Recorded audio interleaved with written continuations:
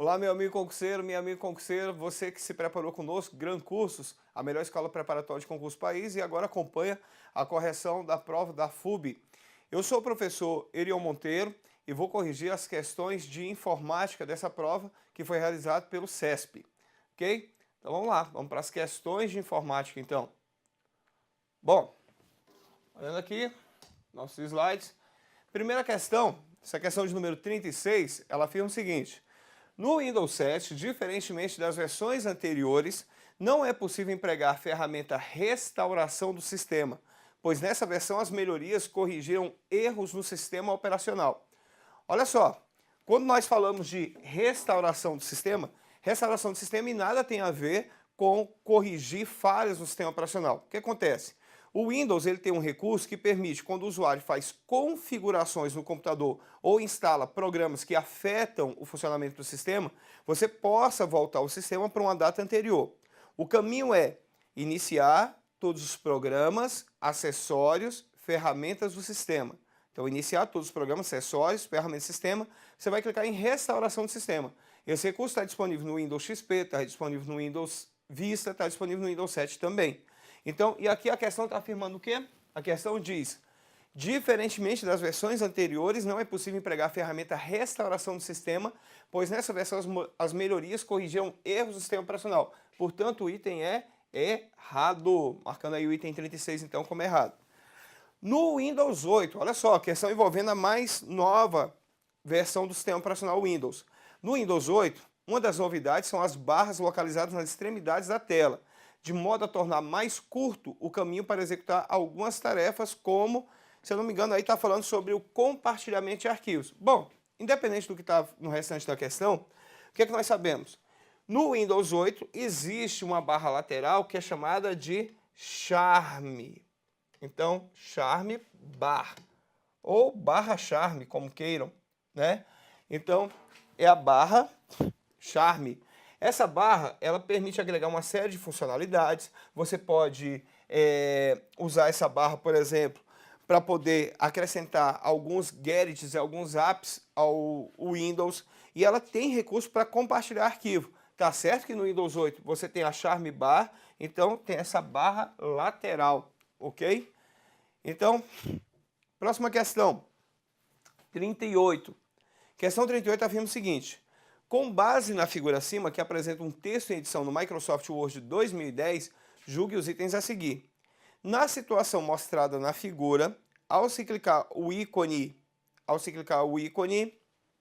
que ícone é esse? Esse íconezinho que está aparecendo aqui, que está sinalizado, ele está aqui, ó, nessa posição, dentro do grupo Fontes, a partir da guia Página Inicial. Qual a função desse ícone? Esse ícone ele existe ali para remover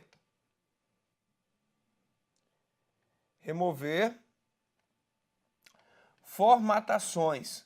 Remover formatações aplicada às fontes. Eita, que não deu para aparecer ali remover formatações, não. Né? Ou limpar formatações. O que acontece? Quando você clica nesse ícone, qualquer formatação que você aplica à fonte, ela é apagada automaticamente. Só que aqui tem, por exemplo, a ferramenta Realce. A ferramenta Realce, ela aplica, na verdade, uma formatação de plano de fundo. Então não é diretamente a fonte. O que é que ele diz?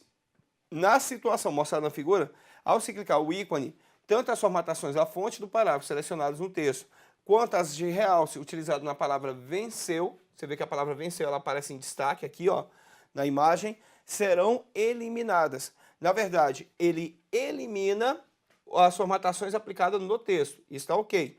Agora, a formatação de realce que é aplicada por essa ferramenta ali, ó. Então, essa aqui que é a ferramenta realce, utilizada na palavra, essa não será eliminada. Portanto, o item é errado, só por causa do recurso realce. Ok? Na figura em apreço, o parágrafo selecionado no texto está formatado com um recuo de 2 centímetros na primeira linha. Justificação, alinhamento nas margens esquerda e direita e o estilo normal. Notem, a opção de alinhamento justificado está marcado aqui, ó. Então, esse aqui é o alinhamento justificado. O estilo normal também está selecionado aqui. Então, eu posso dizer que, sim, ele tem o estilo normal e, sim, ele está com alinhamento justificado. E com relação ao recuo, o recuo da primeira linha, nós percebemos que a primeira linha do parágrafo começa aqui. E se você notar aqui na régua, nós temos o marcador de recuo especial de primeira linha, ele está sinalizado exatamente na marca de 2 centímetros. Ou seja, tudo está correto com o item 39. Então, o recuo de primeira... Professor, não consegui enxergar o recuo de primeira linha. Você nota a distância que você tem aqui, ok? Você faz a marcação com a régua e você percebe que lá em cima, na régua, você tem um marcador de recuo da primeira linha. No Word, existe um marcador aqui em cima, existe um marcador embaixo. Esse marcador de baixo mexe com todas as linhas, menos a primeira. E ele está posicionado no marcador de baixo, ó, no início, no marco 0.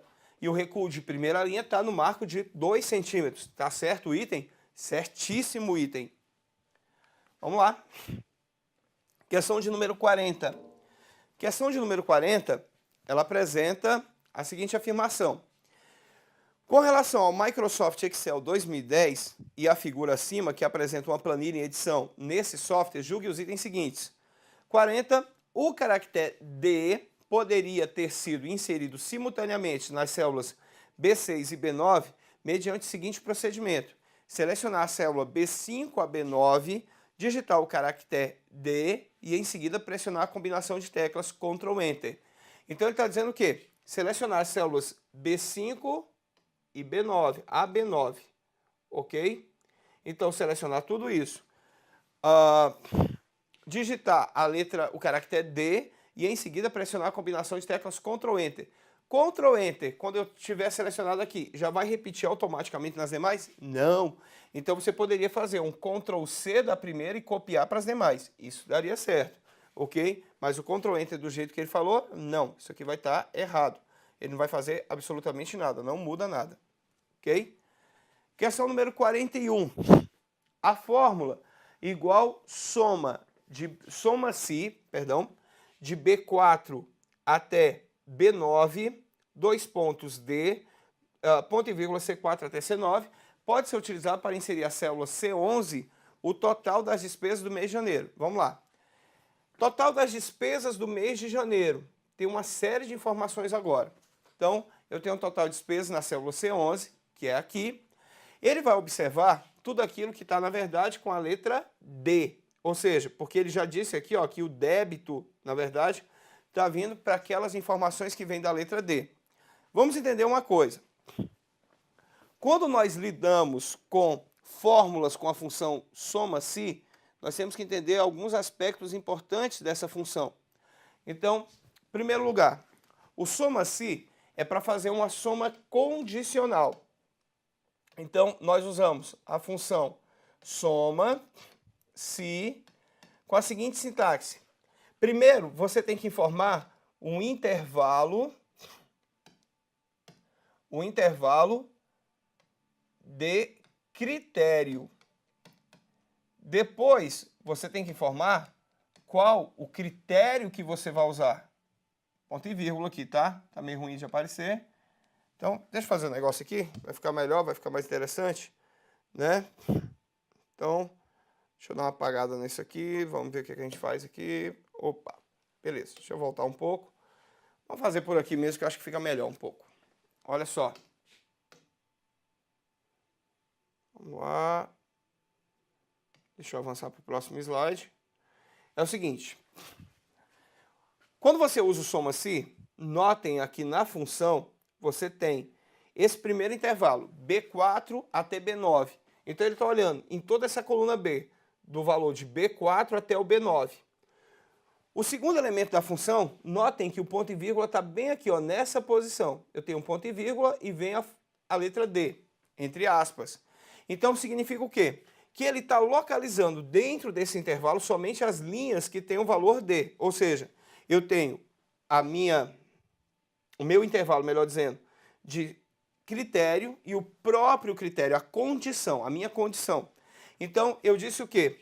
Que dentro desse intervalo localize pelo valor D. Localizou, ele vai somar, se encontrar dentro desse intervalo D, os valores referentes ao intervalo C4 até C9. Então, o que ele faz? Ele observa dentro do intervalo de B4 até B9. Ele pegou o valor só referente à coluna, às linhas que tem a letra D. E ele vai somar todo esse total de despesa referente à letra D. Então, ele diz que pode ser utilizado para inserir na célula C11 o total das despesas do mês de janeiro. Pode ser? Pode sim. Então, é uma forma correta.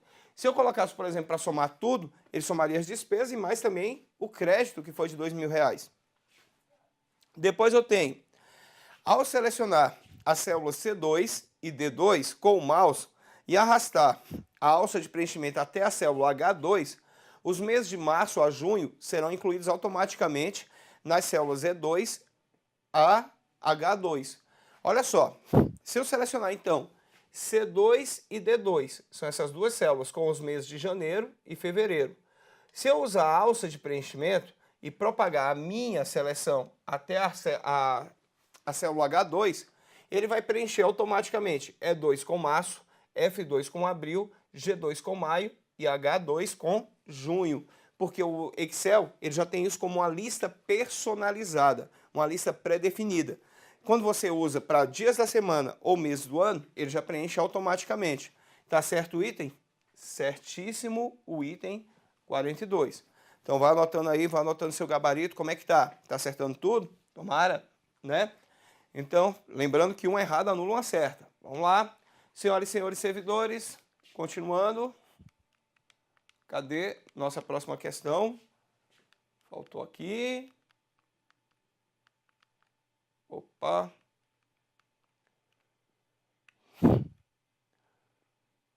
Ok.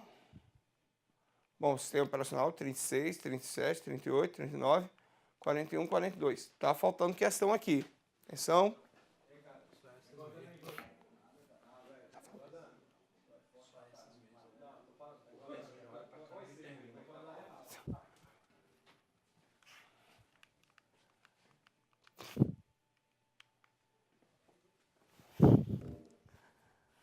Bom, ok? Bom, com isso, meu amigo concurseiro, espero que você realmente tenha sido bem sucedido na prova da FUB. Então, que você tenha sido feliz com a resolução das questões de informática. Com isso, nós encerramos a nossa correção das questões de informática. Um abraço, sucesso e uma ótima carreira como servidor público da Universidade de Brasília, ok? Grande abraço, até mais.